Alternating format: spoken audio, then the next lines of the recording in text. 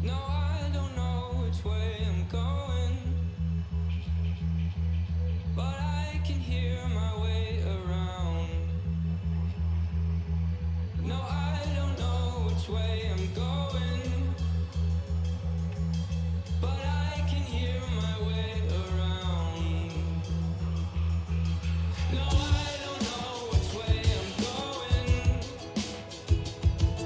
but I can hear my way around. No, I don't know which way I'm going, but I can hear my way around. But I can hear my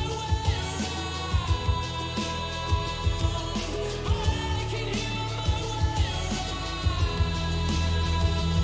Listen on my kind will be on my side.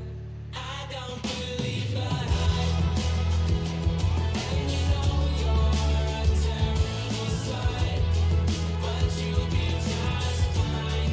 Just don't believe the hype. Nice to know my kind will be on my side. I don't believe the hype, and you know you're a terrible sight, but you'll be just fine. Just don't believe the hype.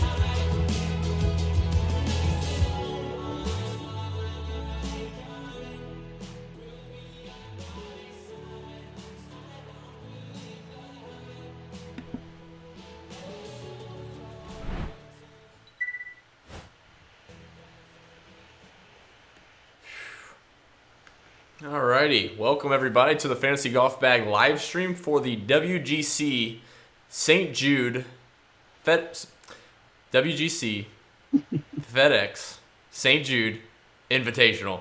I actually caught that, I think, earlier today. I think I wrote in all my articles saying St. Jude Classic because that's what it always was, but now it's the WGC Invitational, FedEx St. Jude, whatever. So did want to clarify, we got to be on the right, talking about the right tournament. But of course, you see I'm here with Jacob as normal for the live stream host.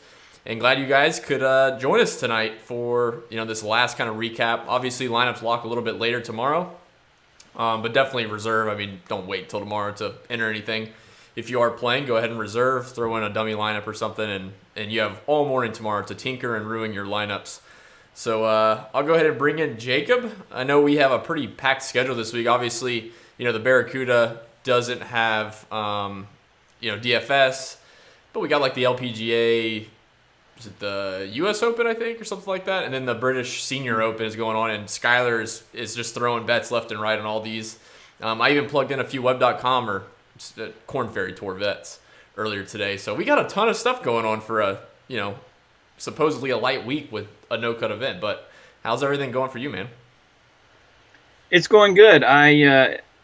It's been pretty hectic for me, so I haven't had sort of the luxury of given a lot of time that I would like, but I was able to dig in a little bit here today, and really looking forward to these no-cut events. I kind of like them. I know most people might not, but I feel like for me as a guy that does single injury more often than not, 1 to 3 lineups kind of max, it helps me narrow down my pool even more. Normally it's just 6 out of 156, and this week I think we've only got 63. So I'm looking forward to it. I like 4 rounds. That helps eliminate some thought process for me. But I also think it's a good change from this really big high that everyone had last week with the Open. So good contest. They juiced up the $10, I believe it was, and the payout is horrible on it, but Yeah. I was actually very surprised after I'm gonna go pull it up real quick. After a major, obviously, but looking through the contest, I'm not sure. So the first $10 is probably gonna fill in the next probably 2 hours. But they opened a secondary $10. So they have a $200K to first $10, a 100K to first, which is terrible structure anyway. So I mean, I'm just reading what it says. Don't hate me because it's stupid top heavy, but another $10 for 100K to first. The $44 is 100K to first. They had a 555 100K to first. Then they had a couple single entries, $33, $333, 150, stuff like that. But when I opened it up and I saw 100 to first, 100K to first, 100K to first, 200K to first, I was like, wow, this is getting out of hand. I don't know if it had to do with the PGA Tour deal. Maybe they think there's new people coming in, which there probably is, but still. I mean, for them to fill a 95,000, open up a 35,000, and then still have the $44 fill, I was really surprised. The 555 is probably going to fill too. It's a little bit light right now, but it'll fill. So yeah, I know you guys aren't here to talk about terrible payout structures, but yeah, I'm excited for this week, man. I think I've gone back and forth on almost every single person in my pool. I know all the the Fantasy Golf Bag members that are in chat, obviously are in our member Slack chat, and I think we've gone back and forth on everybody at least once or twice. Talking about Brooks, talking about Justin Rose earlier today. Cantley probably haven't gone over, but then Adam Long I've brought up a few times. Kisner, Cameron Smith. I mean, everybody. I feel like we've talked about going back and forth. It's just about leverage. I think for the few people that I've talked to today, leverage is key, and it's really hard to identify the good leverage. I mean, ownership's a pretty good, a pretty easy way to determine if you have leverage or not. But just grabbing a loan guy doesn't mean you really have great leverage. Trying to get leverage on a, we'll say I'll use Spieth as the example, even though I'm not really thrilled to play any Spieth this week. But like a guy like that who's obviously been a very good player, he's won some majors, doesn't have the best of form, but could he win this week? Yeah. Is he going to be sub 10%? Probably. So like that's the kind of leverage that in these really small fields, you just got to play it different. I mean, it's a full gamble, I think, this week. There's really, if you build a lineup that you think is great and it fills out $300 or less to your salary cap, I mean, probably 1,000 other people built that exact same lineup. So just be different. Really view it as a fun week. I was going to use a poll. I was going to put this poll on Twitter, and then I thought about doing it here and ended up not doing it at all. But like an interesting question I thought about for like these no-cut events is, do you think you have a better shot of winning a top-heavy GPP in this smaller field no-cut event? Or do you have a better chance of winning it when it's 155 people, a cut event, a pretty deep field, we'll say? Like, which ones, like you have 95,000 people in this one $10, 200K to first. Do you feel like you have a better chance this week with no cut and a smaller pool? Or would you rather have the 155 people in a cut? Like, I feel like that's an easier opportunity to win. But at the same point, with a smaller field, I feel like you have, if you really could run out a ton of lineups, like this would be the week that you could hit the nuts and kind of get lucky in a way, just because it's such a small field. Just food for thought. I was thinking about that earlier today. Yeah. I really don't know how I feel.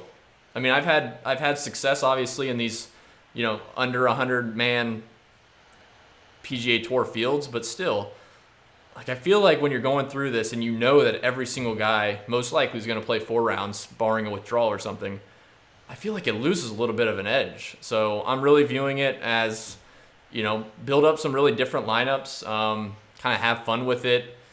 Don't take anybody, like the player pool wise, too seriously, because you really can't build a perfectly optimal lineup and feel good about it. Like, obviously this isn't a cash week, but just a couple of things I was thinking about this week. I don't think I've ever talked about. Obviously I wasn't on the podcast this week, so I'll go through some of those thoughts. But man, I don't know.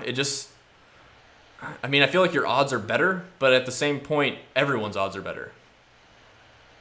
Yeah, I think for me personally, I prefer the smaller fields, the smaller contests. I think where people would normally try and differentiate in a standard field would be ownership. And while that's been talked about a lot this week, I think I'm sort of focusing on guys that honestly that make me feel uncomfortable. Like I'll the first few lineups I made, I was determined to be a little uncomfortable and have one or two guys in the 6K or low sevens that I wasn't thrilled with, just to sort of get myself in that mind frame of, this is a week where it could be all, 7K guys that fill out the optimal lineup. Like, Absolutely.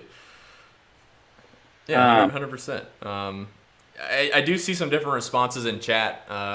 Like, I see Skylar said, I think smaller. Yeah. PJ Harlem thinks smaller.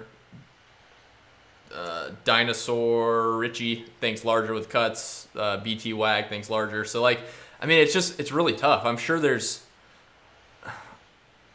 you could probably. I mean, it's probably minute in the grand scheme of things. With 95,000 entrants, it's probably minute. It's not even worth bringing up. But I thought it was interesting because it's like, in theory, you do have a better chance of hitting the optimal lineup, but everyone does. So, I don't know. I just felt like if you had a cut, I would feel better about playing some of these guys that you get a lot of leverage if the chalk fails. This week, if the chalk fails Thursday and Friday, they could come right back on Saturday, Sunday, just like we saw last week. I mean, if some guy decided to play JB Holmes last week and was looking like he was going to win $1 million in the Millie Maker, and all of a sudden he shoots 87, out the window, but he probably still cashed. This week, that ain't going to happen. Like, if you play Jordan Spieth at 7% ownership and he's winning by 5 shots and shoots 80, you're probably not going to cash. It'll be a mid-cash at best, so we'll say that. So it's just a really weird thing to think about, I guess. So a couple things I did want to touch on real quick. Obviously, I was not on the podcast on Monday. So thanks again to Skylar, who's in chat. If you guys have questions for him, he's our data guru, along with Axis, who both of them throw out their betting card. You can find at fantasygolfbag.com. Completely free. But I did want to give a quick shout out because we had a bigger listener league than normal, and I didn't pass this off to Axis to talk about on the podcast, so that's on me. But a big shout out to Manny Ramirez, had 402 points to take down the listener league by 10 points. His lineup consisted of Dustin Johnson, Francesco Molinari, so kind of contrarian right there with Molinari. Then Finau, another kind of contrarian play. Terrell Hatton, Patrick Reed, and Bern Wiesberger. So, I mean, honestly, 402, pretty solid score for, not having Shane Lowry. I'm not sure what Shane Lowry's ownership was in the listener league. But looking at some of like the sharper lineups that were in here, I'm not sure if Blair Neal pays attention to anything that we do at Fantasy Golf Bag, but he's a really good player. And, I mean, he had Fleetwood, Justin Thomas, Kuchar, Sergio, Cabrera Bayo, Van Ruyen. Like, I think he tried to go contrarian and it just didn't work out. But, yeah, definitely a shout-out there to Manny Ramirez, 24. Awesome lineup. Yeah. Pretty balanced. I like it. So we do have the listener league. I'll go find the link. I actually forgot. I'm not even sure if it's full. But what I'll do is I'll bring up the weather. And there's not a lot to touch on, but while I get the link, I'll let Jacob kind of briefly touch on Thursday, Friday. Probably just Thursday. Friday looks about as perfect as you can play golf in. Yeah, and honestly, Thursday is not even really that much to look at either.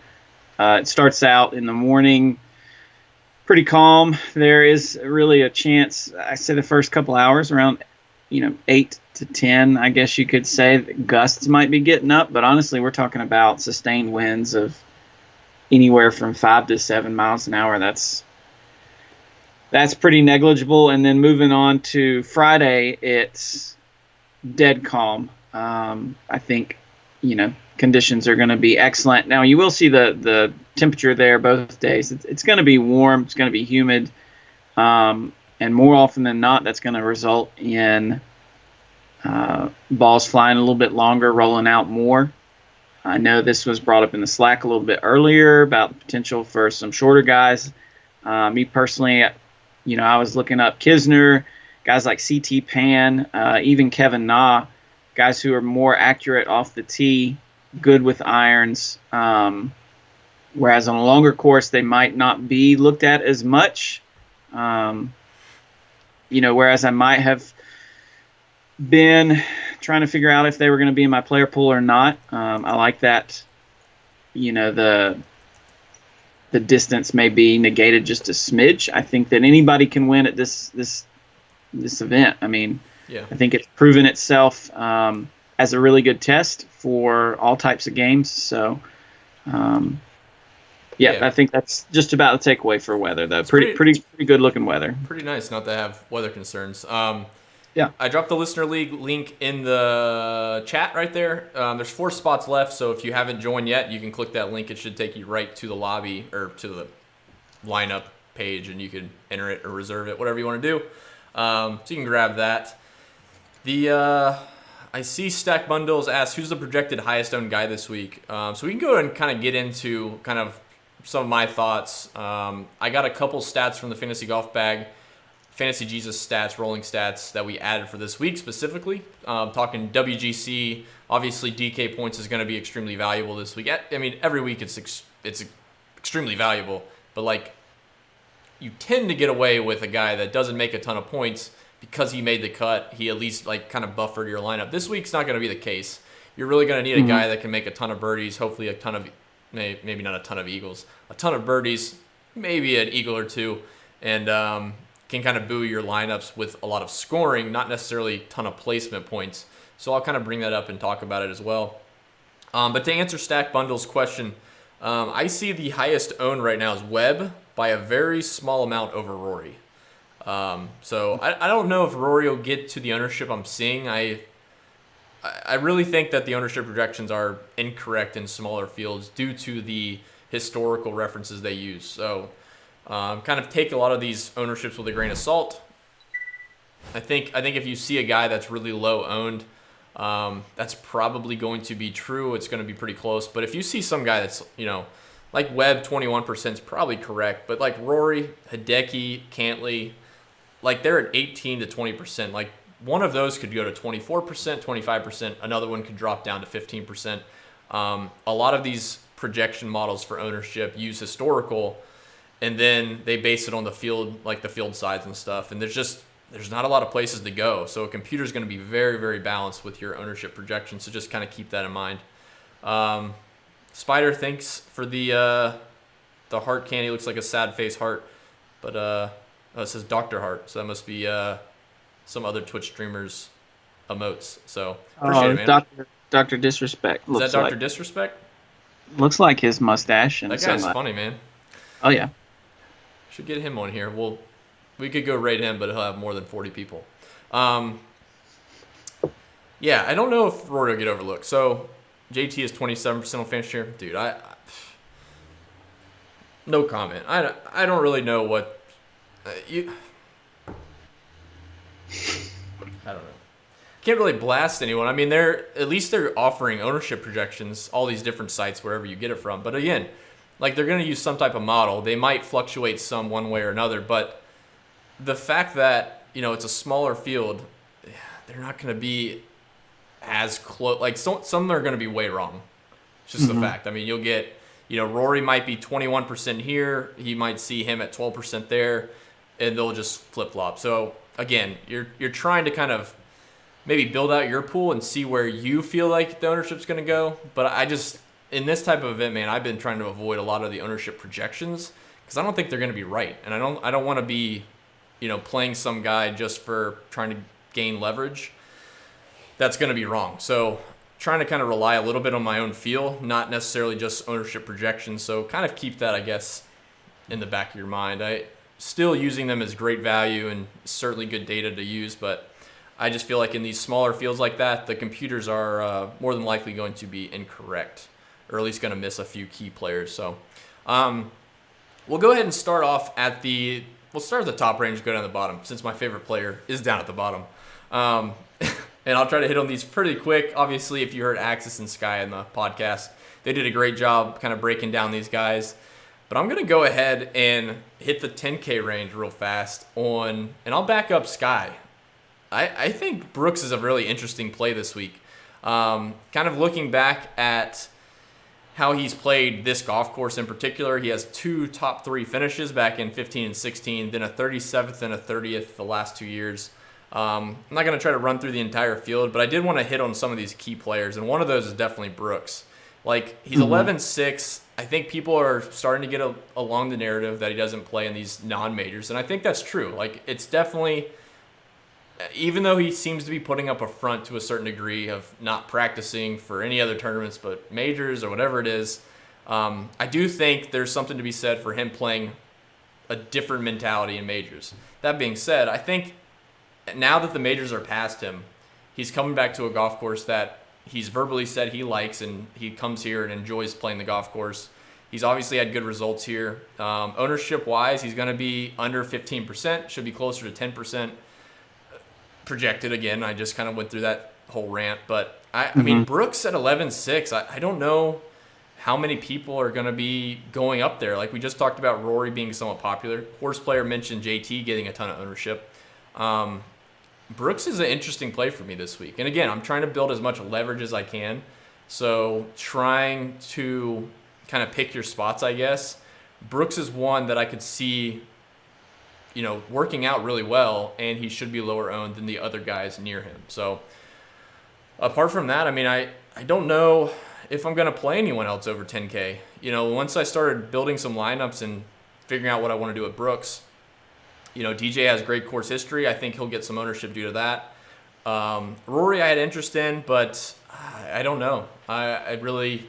He might make a couple lineups, but it won't be hard, like a hard stance. Cantley's my main guy if I were to drop below 10K. Piece of chalk that I can't really fade. But yeah, Brooks is really interesting now that, the last 24 hours since the Roto Grinder show yesterday, the more I think about him at this golf course with a lot of things on the line, he's past the major season. Like, he doesn't have to think ahead to playing in majors until the Masters next year. I don't know. I think this is an interesting spot for Brooks. Yeah, I am aboard the Brooks train as well. Pretty much everything you mentioned.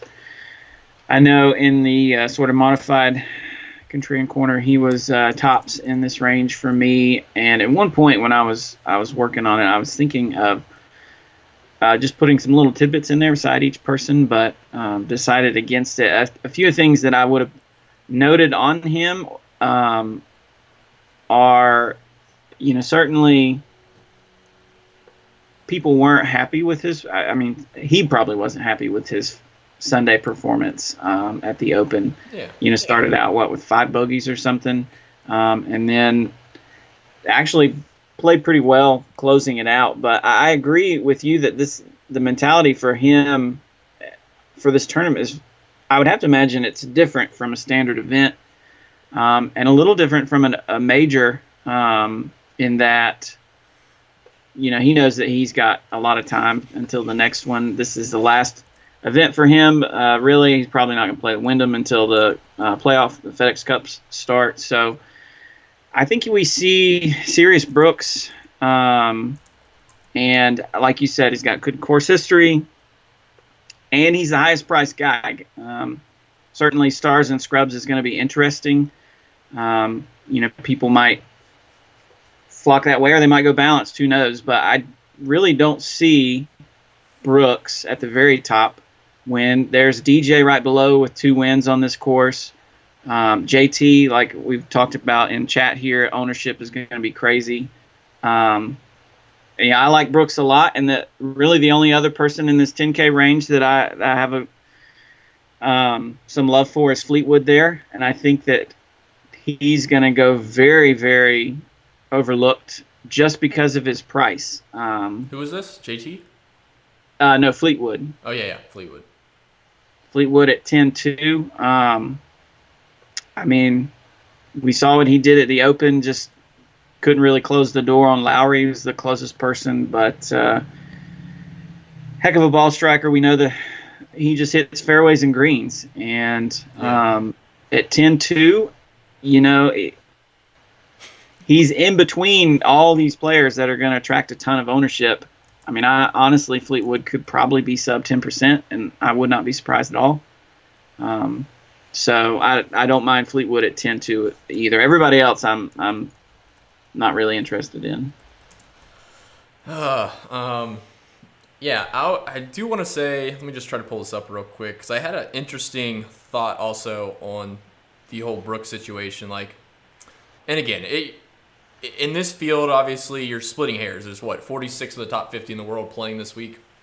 So honestly, these guys are 10K for a reason. Obviously, they're consistent. They play well. They finish high up in almost every event they tee it up. But there's really not a lot of discernible differences between, Kuchar at 9K, Hideki. Do we need to have some 40s on hand, Nick? Nick donated a measly $5. I can't even buy a 40.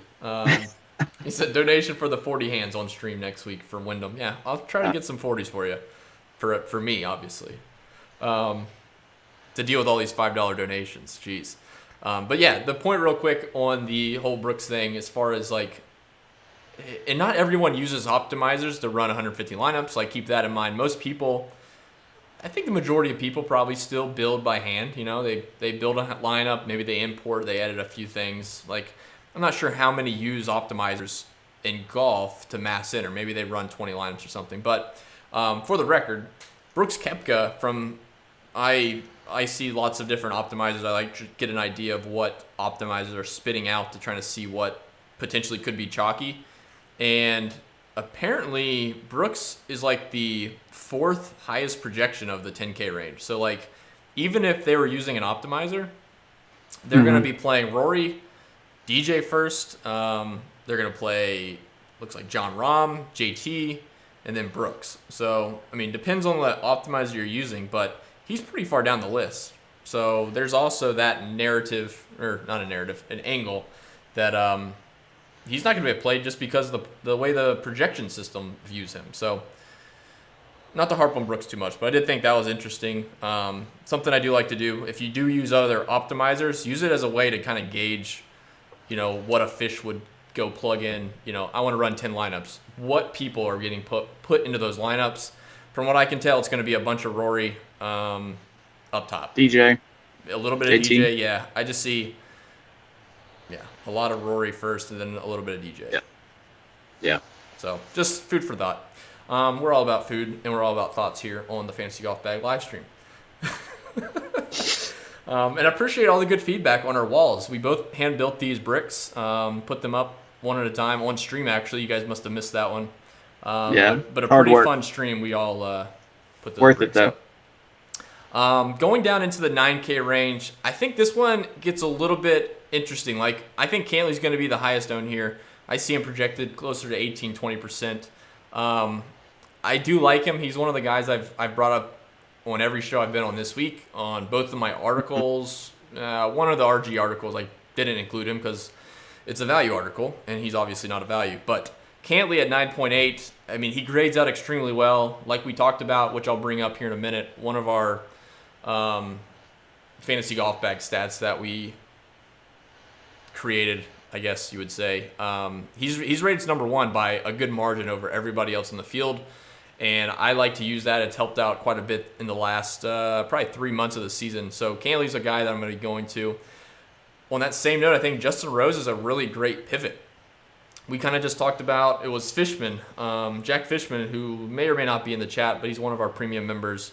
He was running a bunch of lineups and getting a bunch of Cantley, a little bit of Rose, and he was kind of questioning the Rose call. But I think Rose is going to be one of the forgotten people here. It's not a major, it's a WGC. He doesn't seem like he gets a lot of hype. I think Cantley gets the majority of that ownership, and maybe people drop down. And then the last person I'll touch on the 9K range is Kuchar, another guy that kind of fits that Cantley mold. Been playing great all year. 9K, I can easily see him finishing in the top 5 in this field. Potentially win it. This would be the 3rd win of the year, and then he would be right back into that FedEx Cup kind of winner conversation, I guess. So those are really the 2 that I'm targeting. I'm not really interested in Stenson.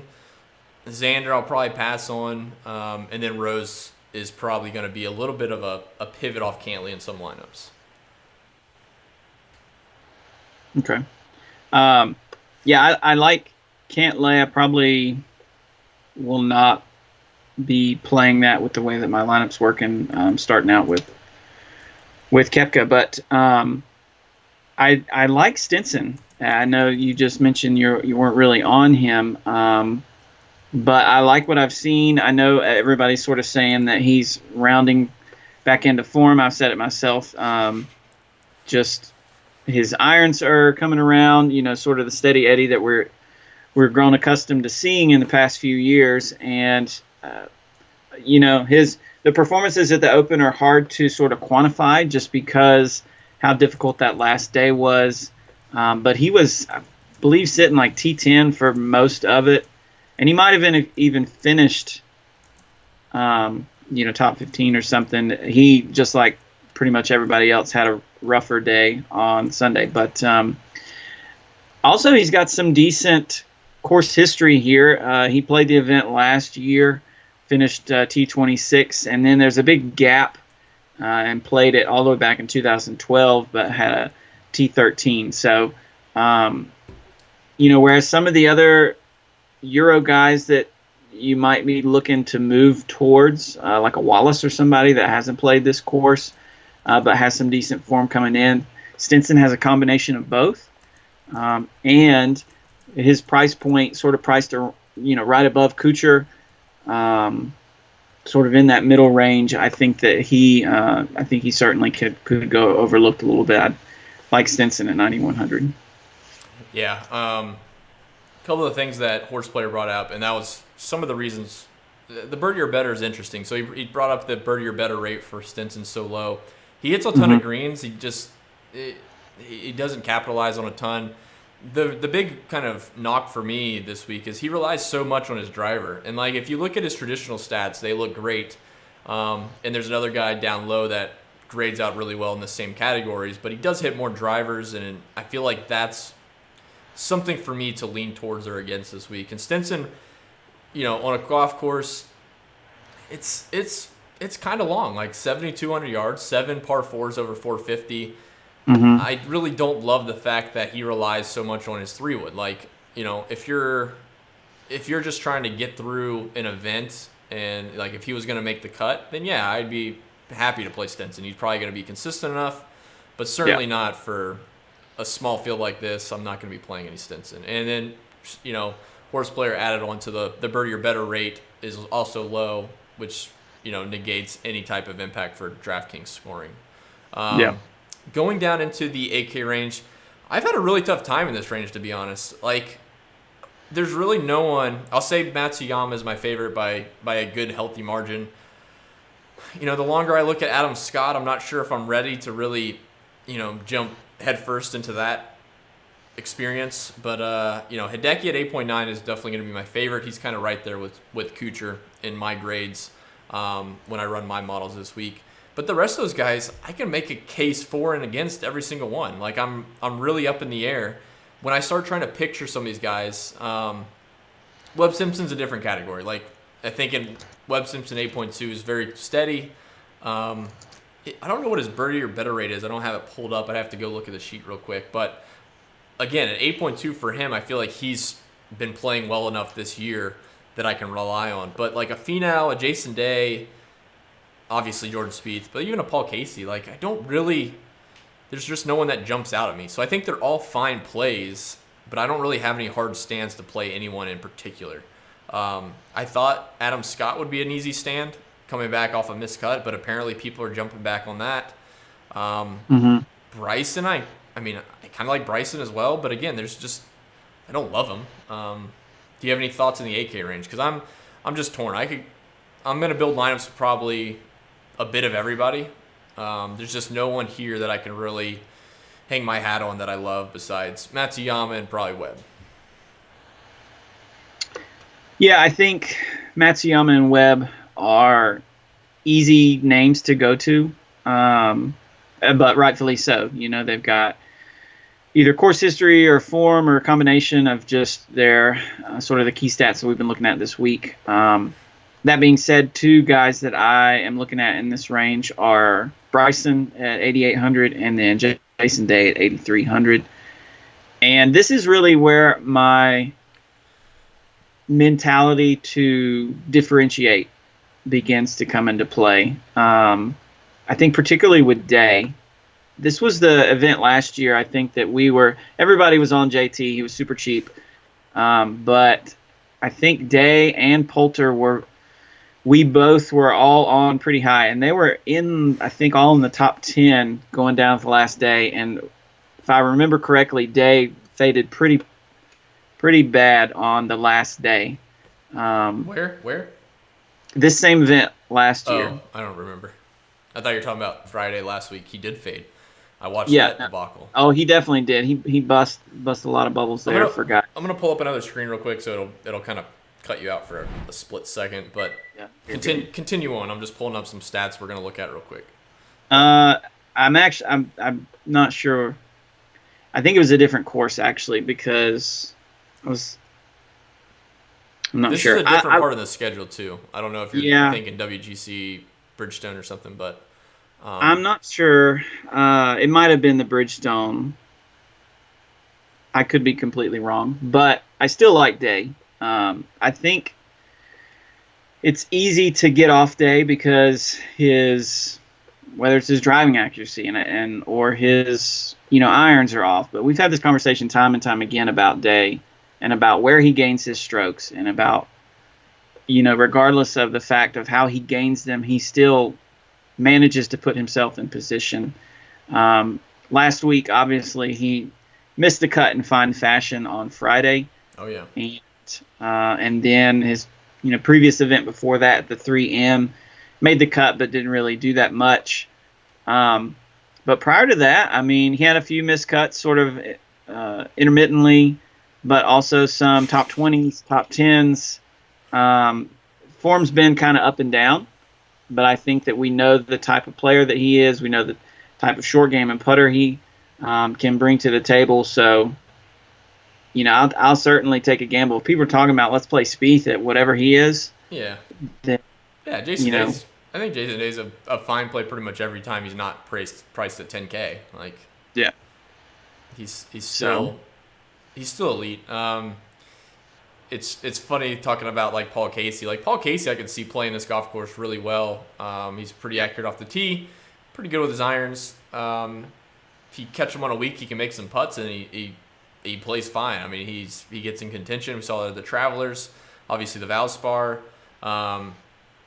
But he was talking about, was it PGA Harlem, talking about Paul Casey's WD when he had the flu. It's funny how, like, and then Horse Player mentions he had, Stack Bundles played him, I think, the same week that he had the flu. And it's like, man, you get this in your head of these guys burning you. And it happens the same to me because I thought I had so much leverage at last year's, it was a PGA championship, I think. And I played Louis Oosthuizen.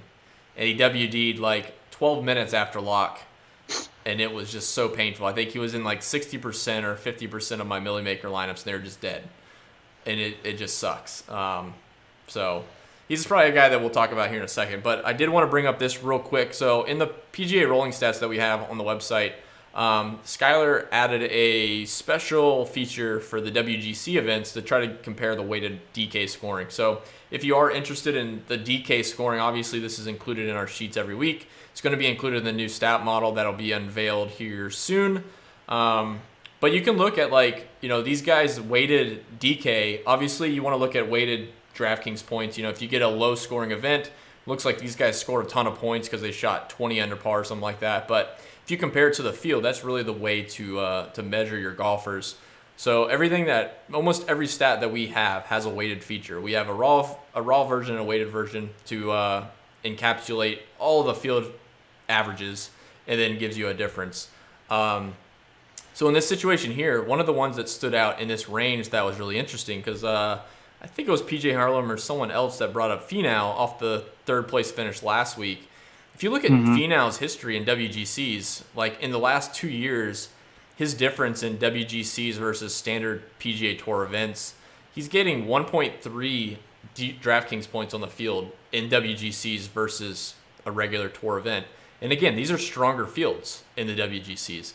If we go back to that was a 5-year sample. If we go back to a 2-year sample, it's the same deal. He's gaining, half a stroke against the field in the last 2 years, and then 1.3 in the last 5. So thought that was really interesting. There's not many in the AK range that really kind of jumped out. but he was definitely one of them that I noticed. And off a third place finish last week, he's probably interesting. I can make pros and cons on each one of these guys, not to try to dwell in the 8K range too much. But yeah, I thought that was interesting. Obviously, you can find this on the website. You can look through all your players. I see Stacks was asking about the par 4. I can look it up. Let me hop back to the other screen. I'll go find it for you. Let's continue down the 7K range. I'll lead off with Jacob. Any thoughts in the... We'll kind of just hit the whole 7K range here. Obviously, it's limited field. We don't have to go through 40 people. So kind of your overall thoughts here in the 7K range. So a few guys that I'm interested in. Initially, Putnam was at the top of my list, but it sounds like he's going to be pretty popular at 7,800 there. Rightfully so. He's had some good form his last few events. Played well at the Open last week, and then the week before at the Scottish really had some strong rounds. So don't mind Putnam, depending on ownership, I should say that. I do have a little interest in Matt Wallace and Matthew Fitzpatrick, both at 7,700. 2 Euro guys coming over. I'm going to actually check real quick and see if either of them have played. I know Wallace hasn't. So not this event. They would play the WGC Bridgestone. So like Fitzpatrick played the WGC Bridgestone. Okay. Obviously, this transition to this golf course. Neither one have played the old St. Jude Classic. Yeah. So a little interest in them. I really like Billy Horschel at 7,500. He's one of the guys that I don't know if his course history will pull people towards him or not, because his form has not been really that great. Well, I say that now that I look at it. Missed the cut at the British, but prior to that, 17, 32nd U.S. Open, 9th at the Memorial, 19. Never mind, that's really good form. Yeah, Horschel's interesting. Bermuda grass greens. Give me some Billy Ho. Yeah, for sure. I think Billy Ho's interesting this week. Another one that I didn't check his ownership. Let me pull it up real quick. Yeah, he's kind of high. And then, what's in it? He's kind of high. He's over 15% right now, but man, Leachman right above him at 9%, going right back to that well. It's a tough pill to swallow, but you know what? In this event, it might be the way to go. Prior to that blow up, you know, he was rock solid. So it's just tough. That recency bias is difficult for a lot of people to swallow. Just you get burned by somebody, whether it's a withdrawal or a miscut or missing the cut on the number, you know, what have you. And it's hard to sort of get over that. But I think those are opportunities for us to, in this instance, gain leverage where it is needed the most in small field events. So I might look into Leishman a little bit more. I'm a little disappointed that Horschel's that popular. Yeah. He's up there. And then Kisner, always my boy Kisner there at 7,200. I don't mind. Back on Bermuda. I like Kisner. I think it'd be a good spot for him as well. Trying to pull up. Let's see. I got it. So I think it was Stack Bundles asking about the par 4. So I didn't pull weighted. Let me get out some of these terrible samples.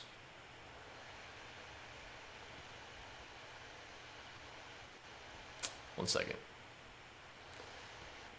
All right. So I can pull it back up for you guys. And then I'll break down kind of my 7K areas. So kind of looking at par 4 scoring, that was something I think Stacks was asking about. Again, Wolf has got a limited sample size, but he has been crushing the par 4s, making the few events he's played has been lower scoring. I can look at weighted par 4 scoring and get a better idea. You can kind of see there he's 55th percentile. In fact, let's use that. Let's use the weighted, just talking about it anyways. It's the better route to take it. So Patrick Cantley, McIlroy, Koepka, DJ, Webb Simpson. So like not very surprising. That's kind of like I said. Cantley grades out extremely well. Webb Simpson is underpriced, honestly. Fairly priced probably in this field, but again, 8,200 is plenty of value for the type of player he is. And then Kuchar not far behind. So I mean, like this whole field is elite. They're really not that far apart when you start going down this list. But did want to bring up the par 4 scoring for I think Stacks was asking that. But it's interesting. I mean, you can look through and break it down just by tee to green for par 4 scoring, ball striking par 4 scoring, get an idea. Taking the putting out of it, who's really playing the par 4s better? If we take that into consideration, there you got Cantley, Casey, Woodland, Connors, and we know Connors can ball strike it, but the putter's not always there. So. Mm-hmm. Very interesting. The couple that I wanted to touch on real quick, I know we're running somewhat short on time. We got about 15 or so minutes left before we do those giveaways. And then, of course, a raid for Orange Man, who I hadn't seen the chat, which is... He was here at the very beginning. I don't know if he's still here. And he dropped. But yeah, Matthew Fitzpatrick, he's 7,700. When I look back at him, he plays a good mix on the PGA Tour and the European Tour. But when I went back, starting at back in May, he's top 60% in his driving accuracy in every event except for the Charles Schwab. And then he's averaging over 67% green regulation over his past 5 events. Like, from a ball striking standpoint, he's not the longest guy, but like I said, he does hit his driver, so it's not like I'm concerned about him, losing his driver and then having to tailor back to a 3-wood and having, we'll say 10 to 15% longer shots into these greens. He's been playing extremely well. He had a 14th at the Scottish Open, 20th at the British Open. I think Fitzpatrick's great. He's probably going to be a little bit popular, but I do think he's a pretty strong fit for this event. If Putnam, I don't know what ownership you saw on Putnam. I don't see he's that highly owned. I thought he would be a little bit higher. I thought Fitz would be the easy pivot, to be honest, but they both look pretty similar to me. I saw 15 on Putnam. Orange man resting his fingers for the raid. Perfect, man. We're going to find some good ones for you. It'll be not safe for work when we get to that part. We'll find some good motivating lineup construction Twitch streamers. Like I said, Leishman, Billy Horschel, Matthew Wolff, I wrote up this week, all 3 of them. I'll have a piece of all. Wolff, it's really, again, hard to gauge ownership. I think I'll play some of him, but I'm not going to go overweight. I'm not going to try to match the field or anything like that. I'm just going to play him in the lineups that kind of fit. I'm not going to try to force him into too many or try to go underweight or fade him completely, nothing like that. I'm not overthinking it this week in terms of that stuff. Okay. Leishman, I do like 7.6, a guy that we've seen pop in some of these WGC events. His WGC scoring, weighted DK scoring, actually isn't that high, but I know last year, I think he opened the Bridgestone with a 67. I was thinking back to maybe the Tournament of Champions. He opened with a low round. So I do like these smaller field events, no cut for him, because he does get pretty hot. He's very streaky. And then at the low end there, I'll echo your sentiments on Kevin Kisner. Cameron Smith at 7.1K I like quite a bit. He's been playing awful this year. In his last 2 events, he's finally started trending the right direction. Gaining strokes, I think off the tee and approach. Definitely on approach at the Rocket Mortgage or the Travelers. And then he finished 20th last week at the British Open. I think 20th, right? Who's that? Cameron Smith. 20th. Yeah, he finished 20th last year. I was getting him and Fitzpatrick mixed up because they have similar recent form. And that's about it, I think. I'll have a little bit of Jim Furyk. Notorious kind of talked me onto him. Not the Notorious on the chat, although he probably is on Furyk as well, and he's very sharp.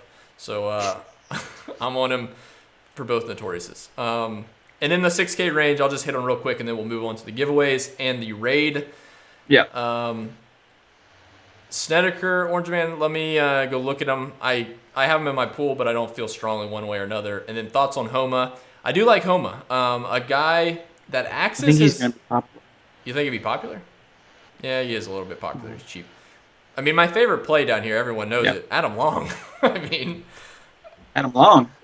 Adam Long. Long, you're long for long. Easy. We're not at the not safe for work part yet. Yeah, Adam Long. So, I mean, looking at his projected ownership is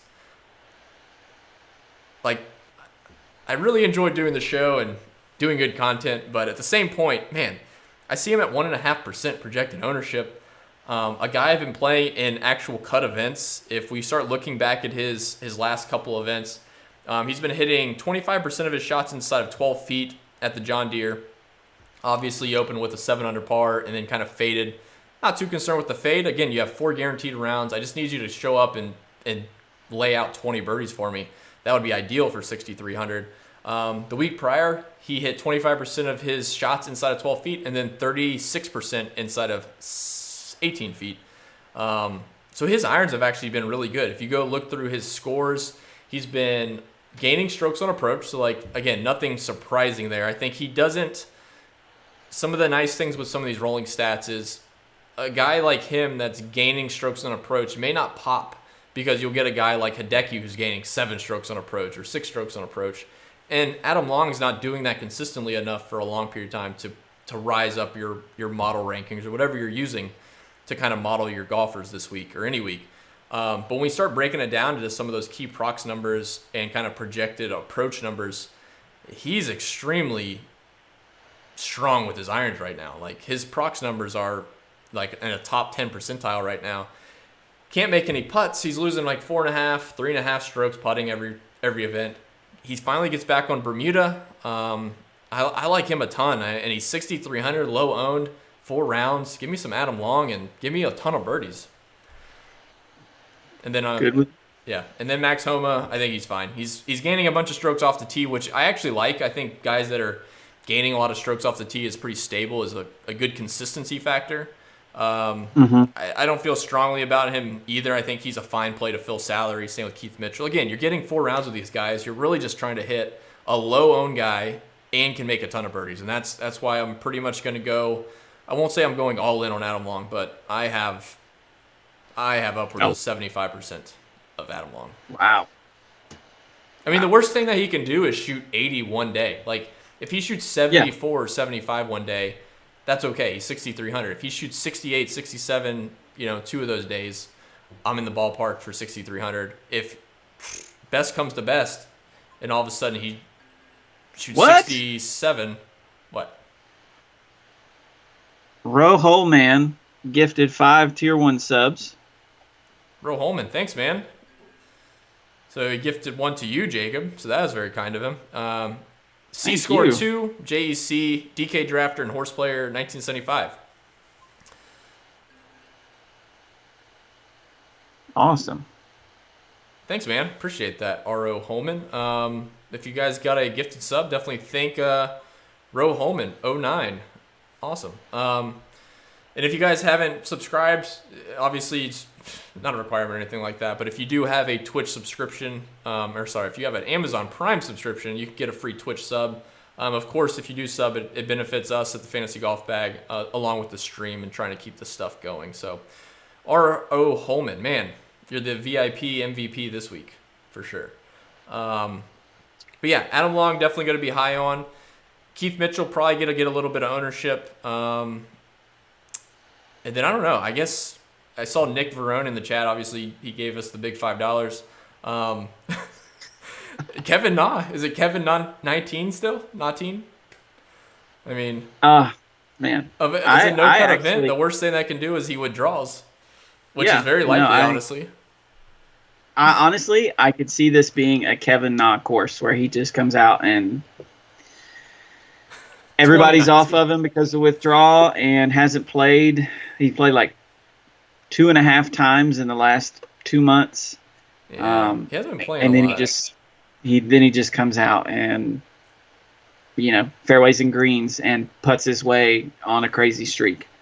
I could definitely see that happening. He's a good Bermuda putter. For what I know, worth. Definitely better than his baseline on Bermuda. Yeah. So a couple guys that I'm interested in outside of those that you listed, I've got really just 3 here in this range. CT Pan at 6,800 is another guy that when I just think of hitting fairways and greens. He comes to mind. Of course, my hope is that he benefits from it being so hot. He gets a little more rollout on his driver because he is known as a shorter player, evidenced sort of by his win at the Heritage earlier in the year.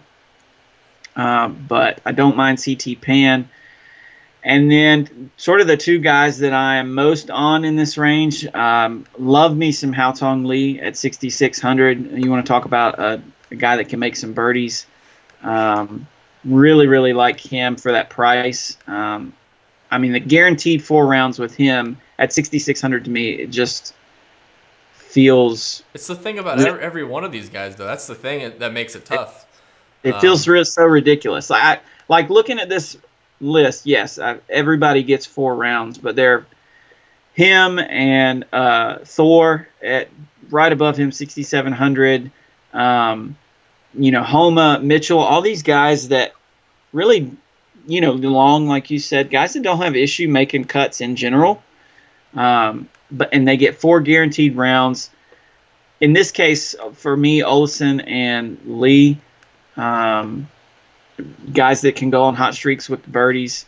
Olesen really had 2 first good rounds at the Open, and then he kind of faltered a little bit on Saturday.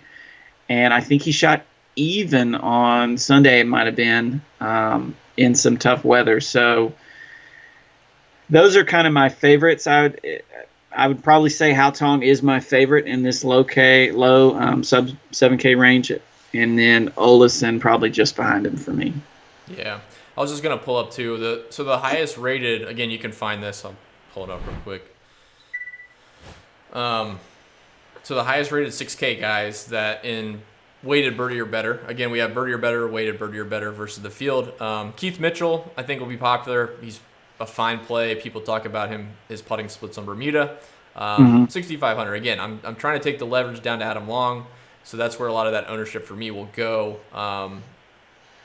But yeah, you can see Kodai Ichihara, very limited sample size. I'm not going to scroll left because I'll lose my spot.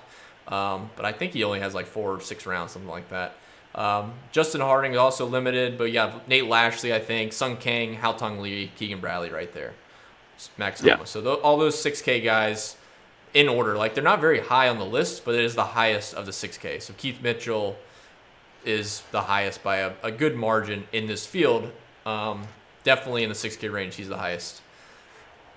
So let's Nate Lashley, totally fine. I mean, we just saw him. It's hard to really gauge. I think that's where the weighted stats come into play because you look at some of the events he's played really well in. They were almost alternate field events. But again, you're trying to measure it against these really strong PGA Tour players. I mean, yeah, they're all very good golfers, but the difference between a Cantley, a Matt Kuchar versus, we'll say a Keith Mitchell, he's not quite there yet, a Keegan even, Max Homa, like there's a big difference in the level of play that those guys come to every single week. So thoughts on Putnam? I think he's going to be popular. I'm going to be playing some of him. Again, I think my favorite play right there is going to be Fitzpatrick, though. Ownership looks pretty similar. I see 10 and 7. So, I think Putnam's fine, coming off some good finishes over there in Scotland. And then, obviously, the British Open had a decent run. And then second here last year. So, we gotta update this so that the wheel comes back. We'll do 2 giveaways. If you guys have questions, though, keep popping them in the chat. Let's make sure the giveaway wheel shows up. If not, I'll have to reset it again, which is never fun. Looks like I do.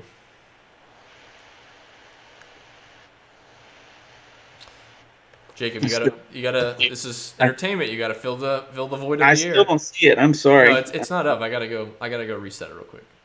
Okay. But I'm saying you gotta fill the void with the air and talk words. Oh, sorry. Yes. I like golf. Golf is good. Golf is good. I did. Oh, well, while I reset this, I did. Played in a tournament yesterday, and had a very uneventful day right off the bat. Did you go OB off the tee? I didn't go OB off the tee. I took a 9 on the first tee for those who are wondering at home, and how you would make a 9 on the first Rory. hole. You would think. No, I took 7 shots from about 40 yards from the green. Oh, 20 yards man. from the green. I'm refreshing the cache. It should show up. And then I was 2 under from there. Obviously not 2 under for the day. And then, oh God, what is that? White background. This is really terrible. And then I hit one out of bounds on 17 to bogey. And then I bogeyed 18 to shoot 77. Fun. 77 with a 9. It's enjoyable. He's asking about Who's your Sneds. favorite? Any thoughts on Sneds? Yeah, I don't mind Sneds actually. Good putter. Although we might be a week too early here because the Wyndham, I think, was his win last year, right? Yeah. Again, he's another guy. I don't get right. It's more of an ownership play. Honestly, I'll be completely honest with some of these guys. I just don't play them. Like, I don't have any lineups I don't think with Snedeker. Like, if you bring him up, I'll say he's fine. But, like, in the course of a season, there's only so many guys that'll really burn you if you continue to fade. And Snedeker's not one of them. Like, he'll pop two times a year. Like, we just brought up Kevin Nas. That's kind of the same way. Like, I missed out on his win, and I should have gone overweight when Nick mentioned it's 2019.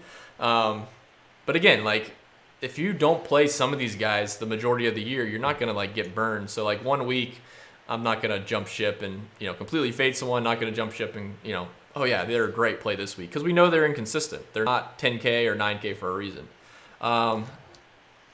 We talked to Wolf. I think he's fine again. Weighted birdie or better is not the best because he's played these weaker fields, but I mean, he's got potential, and again, he's a little expensive, and if you have, 7,500 for him. Trying to read Nick's question. So what you're saying is there was another one. I still kind of want to play the Q School, Nick. I've only played it. I think I've played it 3 times and never gotten through first stage, but. Hey, man, there's always 2019. Who's your favorite 7,500 to 8K? This is from C Baby Wilkes. I would say I would probably lean Fitzpatrick. I think Fitzpatrick's probably my favorite. Okay. All considered. Horse will me on that one.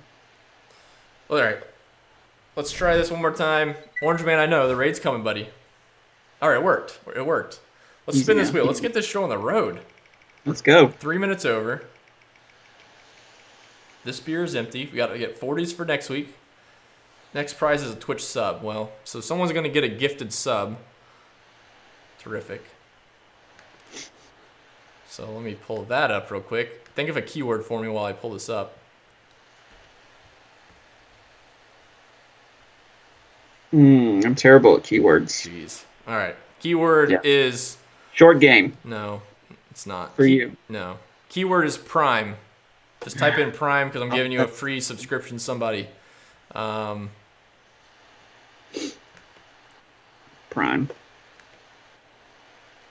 Did everyone hear that? Yeah. Prime? Prime is the keyword, and I'll gift you a Tier 1 subscription to Twitch.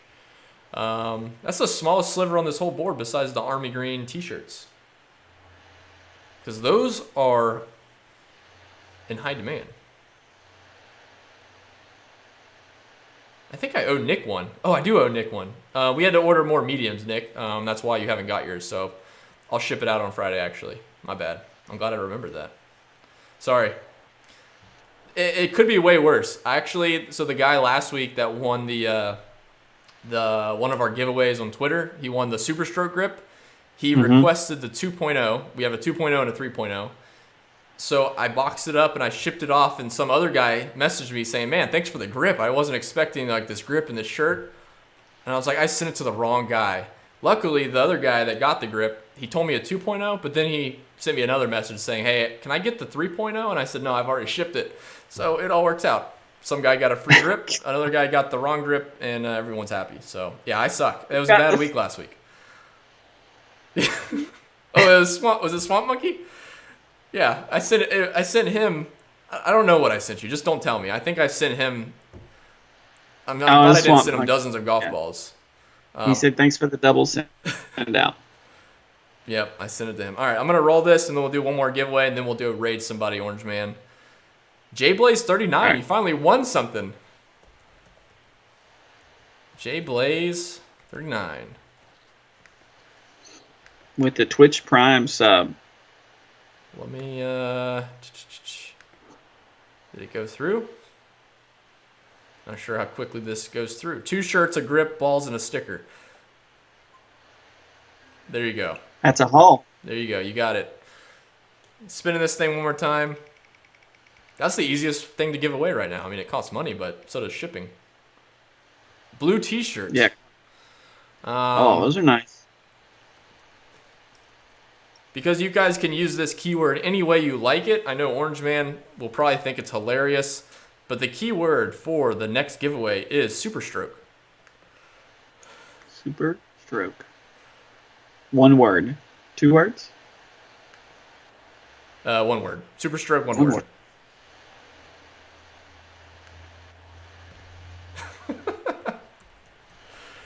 And then, while that's pulling up, obviously it's a blue t-shirt. Let me go ahead and pull up Twitch, and I'll start browsing so I don't waste too much of your time.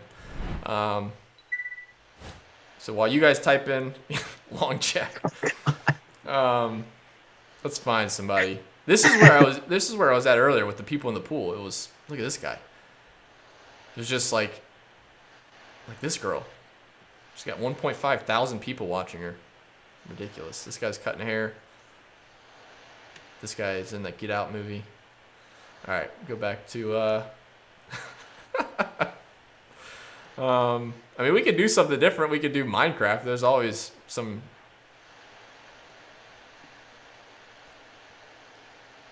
Like this girl spinning the wheel. Chess? Is there a chess? I can't do a chess, man. How's that entertaining? There's got to be chess on there. You think so? All right, I'm going to spin it, though, so we can go ahead and get this written down. Nick Verone. Nick, do you need another shirt? And he's got one coming. You got one coming. I could just include it, or... I'm just kidding, man. Blue t-shirt, Nick. He said ship it to someone else. All right. All right, for the second, then, all right, this is what we'll do. So, since Nick is such a swell guy, the keyword for his shirt is Verone. Sorry. I'll keep looking while you guys type this in, but Verone, like you can grab his shirt, type in Verone, and you'll be entered to win.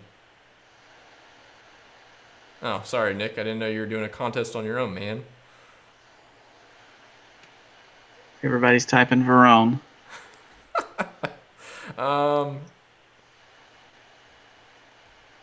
How about Super Mario 64?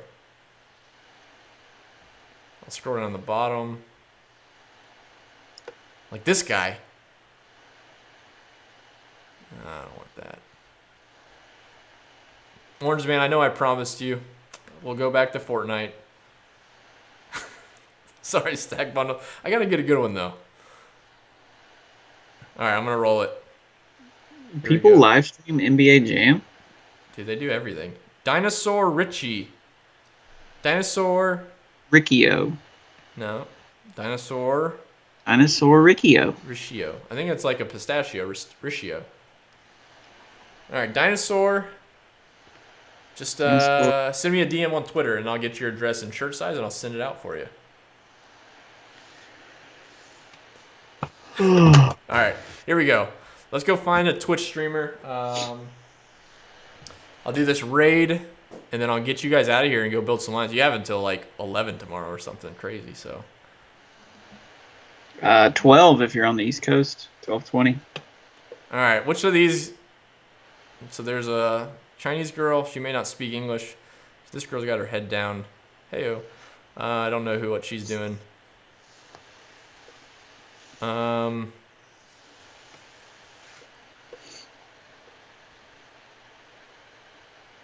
to look. How about this person? So she's on a 24-hour stream. Let's see this one. Ooh. That sounds awful. Orange Man. Is this the one you want, Orange Man? Find some old school Halo? Can we do that Saturday? It takes me a while to browse these, man. I just get sucked right into their content.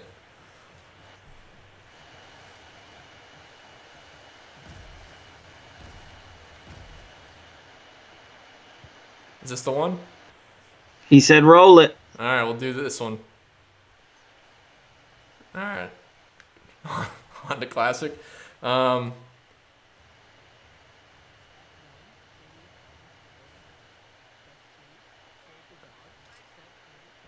Wait. All right, here we go. We're gonna do, yeah. This guy needs to get off the screen. We're raiding this person. I forgot how to raid. Wow, I suck.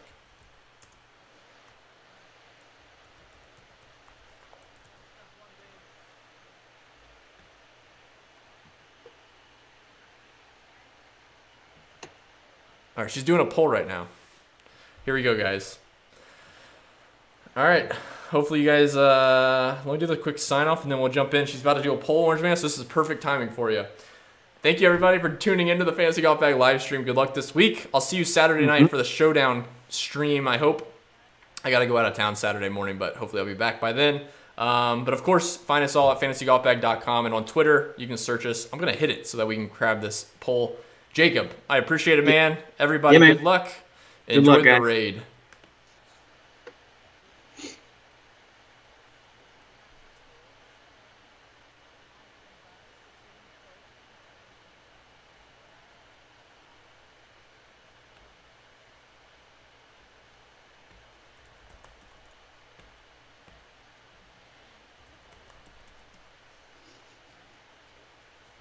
She got my name right.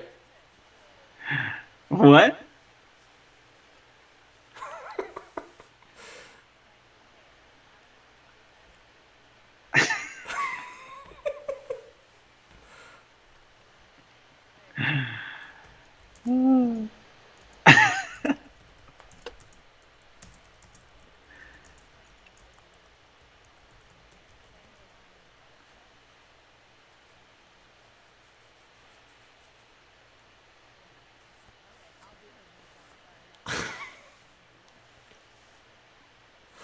What?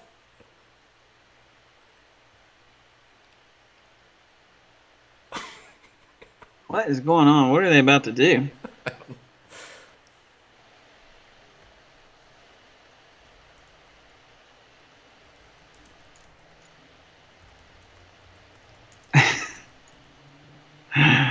Oh, gosh.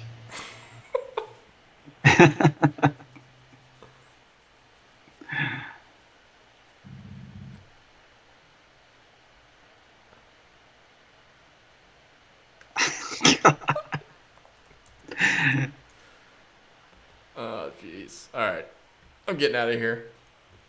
I gotta host this thing.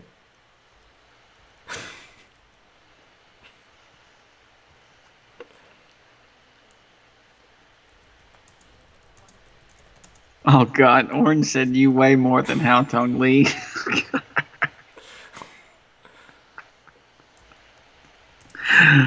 Oh. All right. I'm unhosting and then I'm going to get out of here. All right, dude. All right, man. I'll see you later. All right, man. I'll talk to you in the morning. Here, let me get this.